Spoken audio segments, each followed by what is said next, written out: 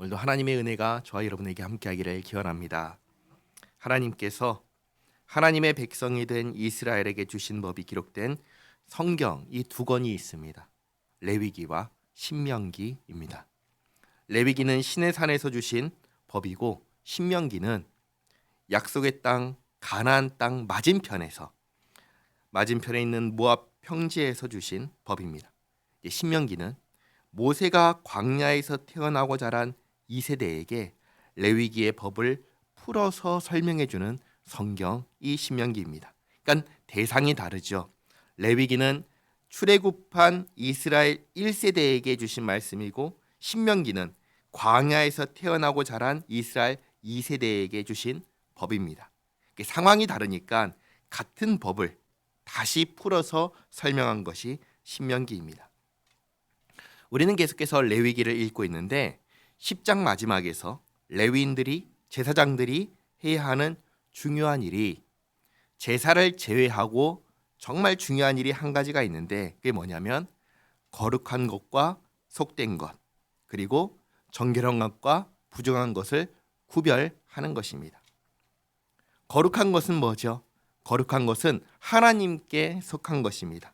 예를 들면 성막이 거룩하고 성막에 있는 모든 물건들이 거룩합니다. 그리고 성막에서 일하는 제사장들이 거룩합니다. 하나님께 드리는 제물이 거룩합니다. 이렇게 하나님께서 구별하신 것들이 거룩한 것입니다. 이 거룩한 것을 제외한 모든 것이 다 속된 것입니다. 그런데 속되다고 해서 이게 나쁜 것이냐? 그게 아닙니다. 그냥 거룩한 것과 구별되는 것을 속되다라고 말하는 것입니다. 이 속된 것에는 정결한 것과 부정한 것이 있습니다. 그런데 문제는 우리는 무엇이 정결한지 무엇이 부정한지 모른다는 사실입니다.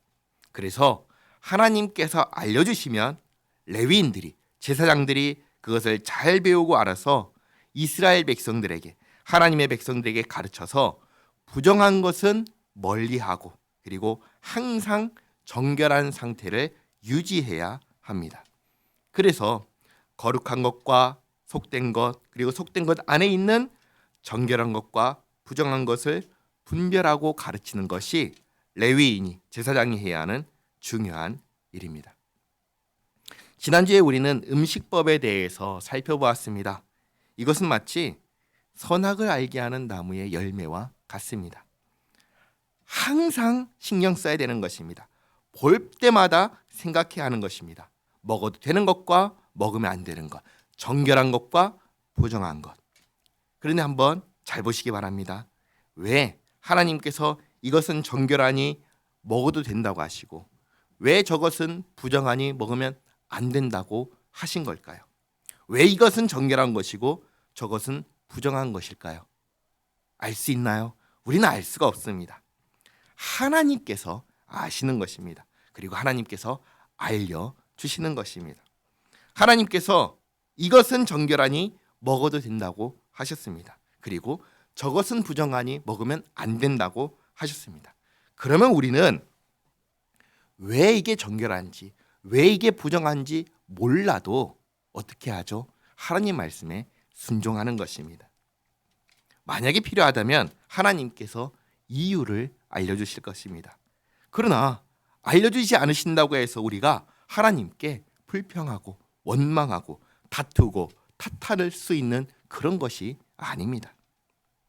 중요한 것은 뭐냐면 하나님께서 정결한 것, 부정한 것 말씀하시고 지키라 하셨을 때 그 말씀에 순종하느냐 불순종하느냐 이게 중요한 것입니다. 선악을 알게 하는 나무의 열매 앞에서 이거 먹지 마라 라고 하신 일은 오늘날에도 여전히 그와 비슷한 일이 일어납니다. 당장에 시내산에서 정결한 음식과 부정한 음식을 하나님께서 구분하시고 이것은 먹고 이것은 먹지 말라고 하셨습니다. 이 말씀에 순종하느냐 불순종하느냐 이것과 선악을 알게 하는 나무 열매 앞에서 먹느냐 먹지 않느냐 하나님 말씀에 순종하느냐 불순종하느냐 이것은 똑같은 문제인 것입니다. 더 나아가 하나님께서 우리에게 하나님께서 보내신 구원자 예수님을 믿으라 라고 하신 이 말씀에 순종하느냐 불순종하느냐, 이것도 마찬가지인 것입니다. 그러니 우리는 아담과 하와를 원망할 수 없습니다. 원망할 필요도 없습니다. 지금 내가 하나님 말씀 앞에 어떻게 반응하고 있는지를 보면 됩니다. 순종하고 있다면 잘하는 것입니다. 그러나 하나라도 순종하지 못하는 것이 있다면 우리는 아담과 하와처럼 하나님께 순종하는데 실패한 것입니다. 야고보서 2장 10절 말씀 같이 한번 읽어보겠습니다. 누구든지 온 율법을 지키다가 그 하나를 범하면 모두 범한 자가 되나니 아멘. 다 잘 지키다가 하나라도 범하면 다 범한 것과 마찬가지입니다. 그러므로 율법을 통해서는 누구도 구원받을 수 없다는 사실을 기억하시기 바랍니다. 그래서 하나님께서 율법의 요구를 우리를 대신하여 예수님께 다 이루게 하셨고, 또 율법을 지키지 못하여 받아야 하는 그 죄벌을 예수님께서 다 대신 받게 하셨습니다. 그리고 그렇게 율법의 요구를 다 이루시고 죄값을 대신 치르신 그 예수님을 우리는 믿음으로 구원을 받게 하셨습니다. 이것을 기억하시기 바랍니다. 그러면 이 율법은 소용이 없는 거냐? 아니요, 그렇지 않습니다. 예수님을 믿음으로 구원받은 우리는 하나님의 백성이 이 땅에서 어떻게 살아야 하는지를 율법을 통해서 배우게 됩니다. 우리는 레위기와 신명기를 통해서 하나님의 백성이 어떻게 정결하게, 어떻게 거룩하게 사는지를 알게 됩니다. 그래서 구원받은 백성들이 이 땅에서 어떻게 살아야 되는지를 가르쳐주는 지침이 바로 레위기와 신명기인 것입니다.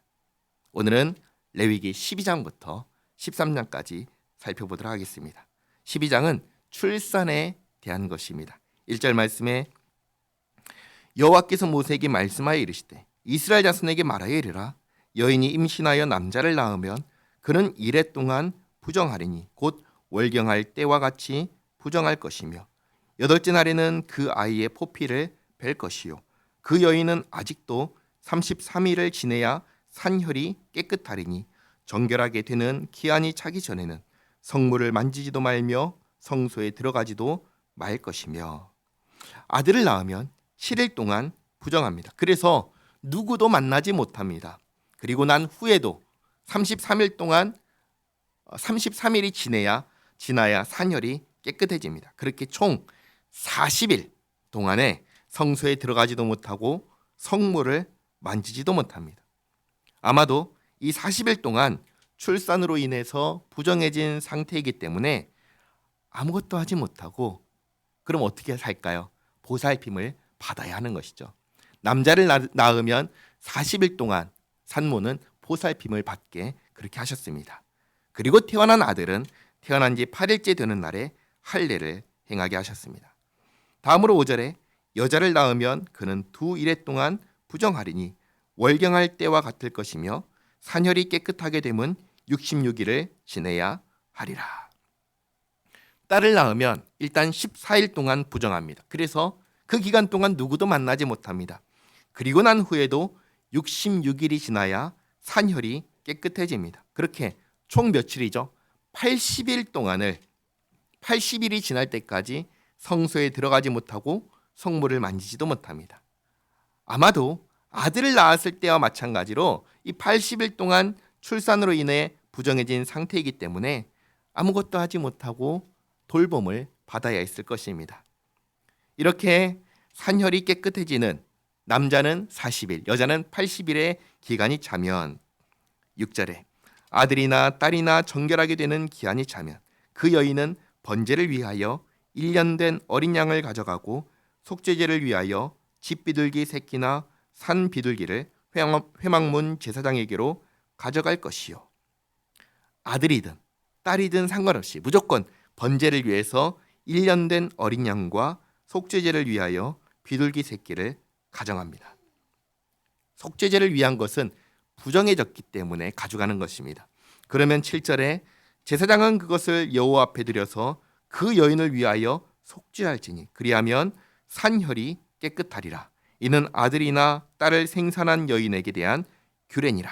이렇게 해야지 비로소 성물도 만질 수 있고 성소에도 들어갈 수 있습니다.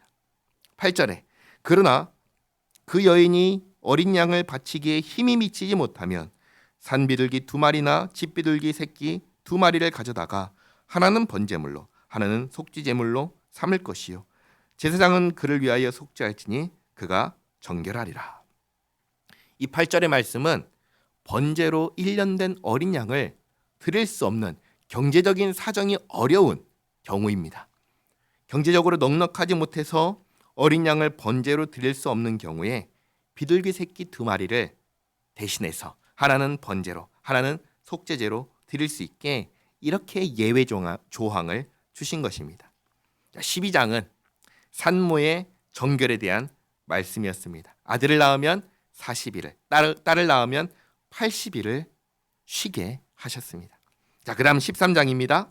여호와께서 모세와 아론에게 말씀하여 이르시되 만일 사람이 그의 피부에 무엇이 돋거나 뾰루지가 나거나 색점이 생겨서 그의 피부에 나병 같은 것이 생기거든 그를 곧 제사장 아론에게나 그의 아들 중 한 제사장에게로 데리고 갈 것이요.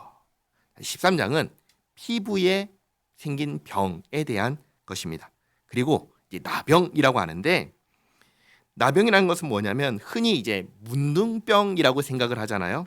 근데 사실 문둥병이 아닙니다. 한센병이 아닙니다. 그리고 정확한 나병의 병명이 있는 것도 아닙니다. 성경에 있는 대로 말씀드리면 사람이 부정해졌을 때 생기는 것이 나병입니다. 사람이 부정해지는 데는 2가지 이유가 있습니다. 사람이 부정해지는 것. 첫째는 하나님께서 금지하신 일을 했을 때 부정해집니다. 그리고 2번째는 하나님께서 부정하다면서 접촉하지 말라고 금지하신 것에 접촉했을 때 부정해집니다. 그러니까 그냥 사람이 가만히 있는데 저절로 부정해지는 것은 아니라는 것입니다. 그런데 이 부정해진 것이 보통은 보이나요? 내가 부정한 사람이 이게 드러나나요? 안 드러나지요. 잘 발견되지가 않습니다. 그런데 드러나지가 않으니까 모르고 지내다가 이 부정이 해결되지 않고 누적이 되면 쉽게 말해 부정과 오염을 씻어내기 위해서 속죄제나 속건제를 드리거나 또는 몸을 씻고 옷을 빠는 이런 일들을 하지 않고 이 부정이 누적이 되면 이게 눈에 보이게 나타나는 것입니다. 여기 2절에 있는 것처럼 피부에 무엇이 돋거나 뾰루지가 나거나 색점이 생기는 것입니다. 그러면 이게 딱 생겼을 때 이걸 보고 우리가 판단할 수 있나요? 이게 왜 생겼지? 모르잖아요. 오늘날에는 뭐가 생기면 어디 가죠? 병원에 가지요. 그러나 그때는 병원이 없으니까 누구한테 가냐면 제사장에게 가는 것입니다. 제사장이 이것을 보고 이게 부정해서 생긴 나병인지 아닌지를 구분하는 것입니다. 그게 13장의 내용입니다. 3절 말씀 보시면 제사장은 그 피부의 병을 진찰할지니 환부의 털이 휘어졌고 환부가 피부보다 우묵하여졌으면 이는 나병의 환부라. 제사장이 그를 진찰하여 그를 부정하다 할 것이요. 첫 번째 딱 보고 털이 희고 환부가 보통 피부보다 우묵하면 들어가 있으면 이건 나병이다라는 것이죠. 4절에 피부에 색점이 희나 우묵하지 아니하고 그 털이 희지 아니하면 제사장은 그 환자를 이레 동안 가두어둘 것이며 가두어두는 이유는 정확하게 판단하기 위해서 경과를 살펴보는 것입니다. 5절에 이레 만에 7일 만에 제사장이 그를 진찰할지니 그가 보기에 그 환부가 변하지 아니하고 병색이 피부에 퍼지지 아니하였으면 제사장이 그를 또 이레 동안 가두어둘 것이며 환부가 변하지 않고 그대로 있으면 다시 7일 동안 가둡니다. 그리고 6절에 이레 만에 제사장이 또 진찰할지니 그 환부가 엷어졌고 병색이 피부에 퍼지지도 아니하였으면 피부병이라. 제사장이 그를 정하다 할 것이요 그의 옷을 빨 것이라. 그리하면 정하리라. 이렇게 14일이 지나도 환부가 더 퍼지지 않으면 그러면 나병이 아니다. 그냥 피부병이다. 이렇게 진단합니다. 그리고 부정하지 않고 정하다라고 하고 옷을 빨게 합니다. 그런데 이렇게 하고 난 후에 7절에 그러나 그가 정결한지를 제사장에게 보인 후에 병이 피부에 퍼지면 제사장에게 다시 보일 것이요 제사장은 진찰할지니 그 병이 피부에 퍼졌으면 그를 부정하다 할지니라. 이는 나병임이니라. 그러니까 두 번째로 환부가 이제 퍼지면 이것은 부정에서 생긴 것이다. 나병이다라고 진단하는 것입니다. 9절에 사람에게 나병이 들었거든 그를 제사장에게로 데려갈 것이요 제사장은 진찰할지니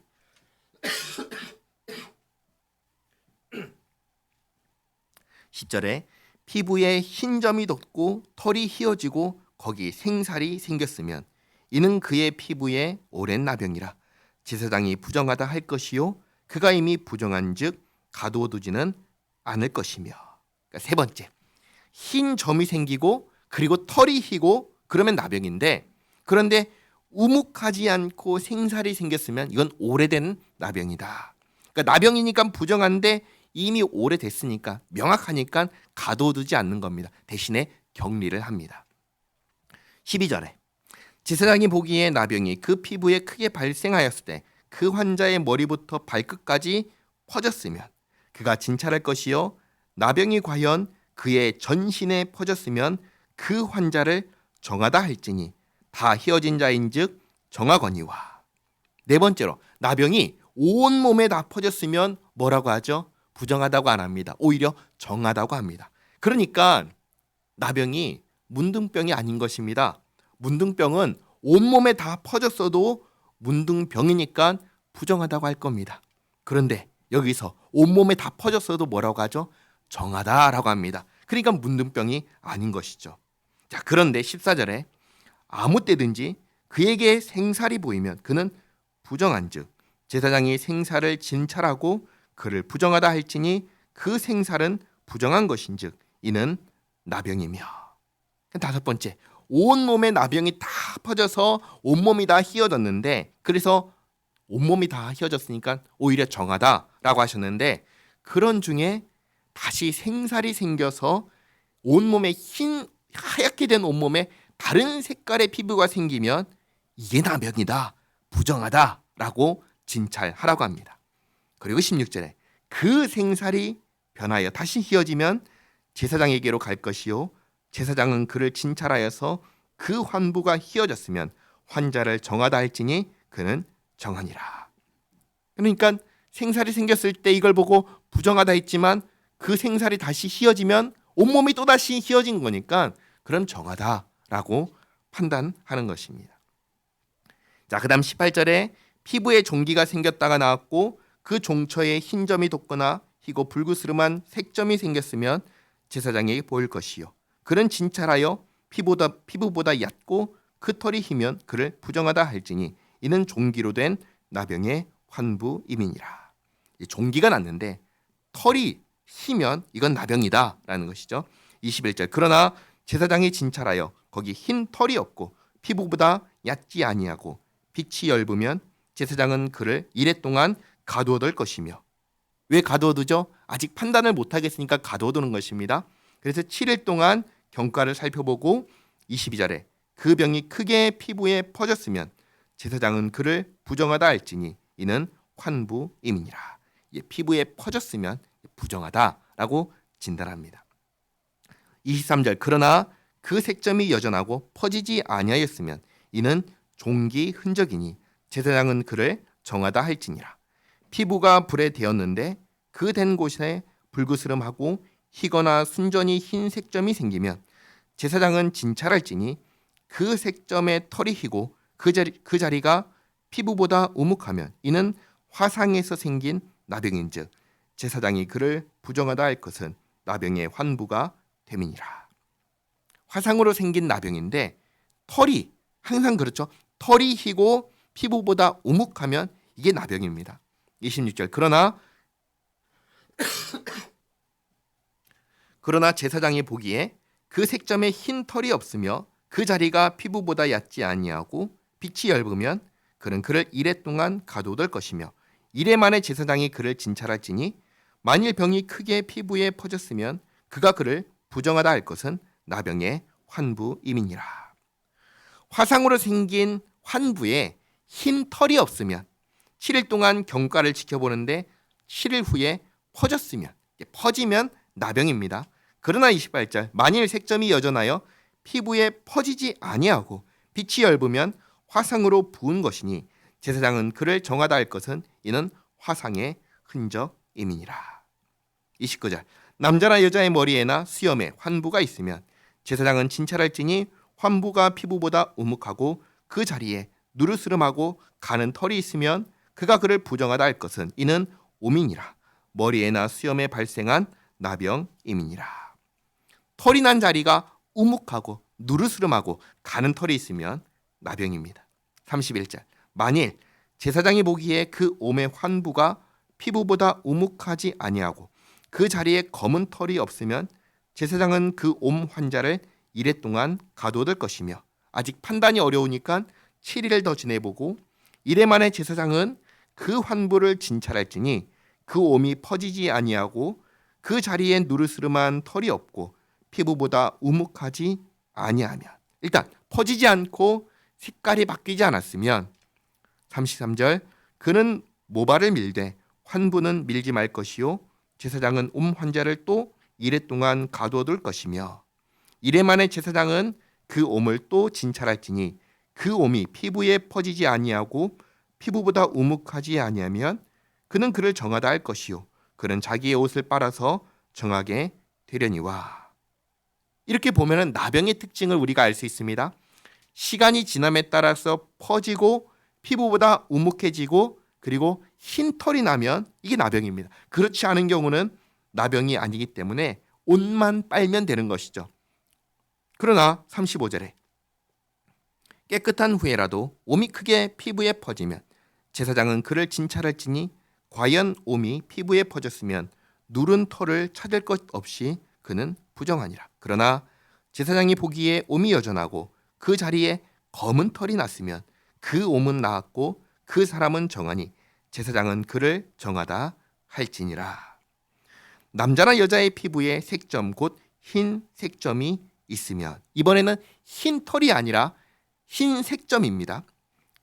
제사장은 진찰할지니 그 피부의 색점이 부유스름하면 이는 피부에 발생한 어루럭이라 그는 정하니라. 그러니까 흰 색점은 괜찮다는 것이죠. 그 다음은 머리털이 빠지는 경우입니다. 40절에 누구든지 그 머리털이 빠지면 그는 대머리니 정하고 앞머리가 빠져도 그는 이마 대머리니 정하니라. 그러나 대머리나 이마 대머리에 희고 불그스름한 색점이 있으면 이는 나병이 대머리에나 이마 대머리에 발생함이라. 희고 불그스름한 색점은 나병입니다. 43절 제사장은 그를 진찰할지니 그 대머리에나 이마 대머리에 돋은 색점이 희고 불그스름하여 피부에 발생한 나병과 같으면 이는 나병 환자라. 부정하니 제사장이 그를 확실히 부정하다고 할 것은 그 환부가 그 머리에 있음이니라. 자, 이렇게 해서 나병 환자를 진단하는 법을 하나님께서 알려주셨습니다. 자, 그래서 나병 환자라고 진단이 되면은 이제 어떻게 해야 되는가? 45절에 나병 환자는 옷을 찢고 머리를 풀며 윗입술을 가리고 외치기를 부정하다 부정하다 할 것이요 병 있는 날 동안은 늘 부정할 것이라.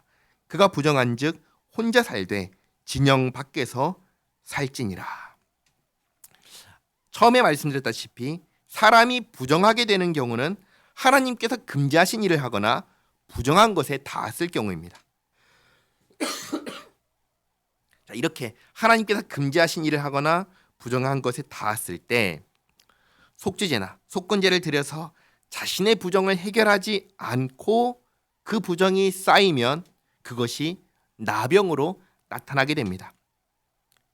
그래서 내가 나병이 생겼다는 것을 통해서 내가 부정한 존재라는 것이 분명하게 드러나는 것이죠.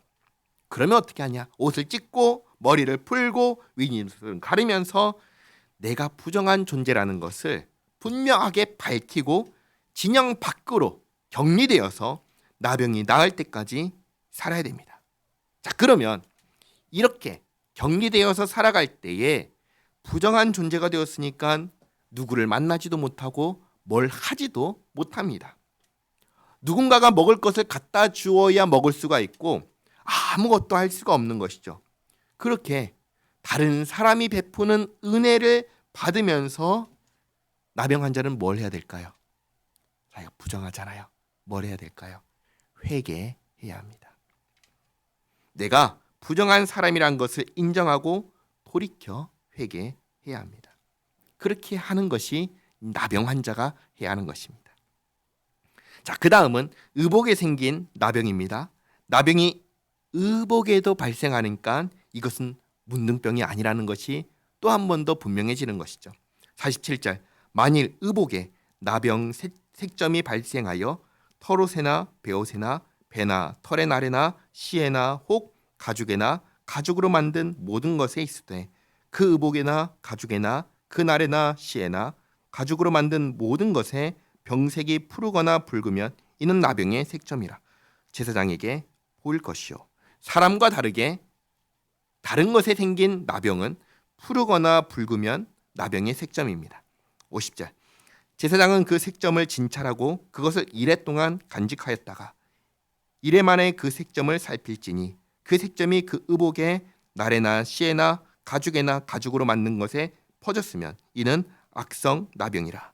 그것이 부정함으로 퍼졌으면 악성 나병입니다.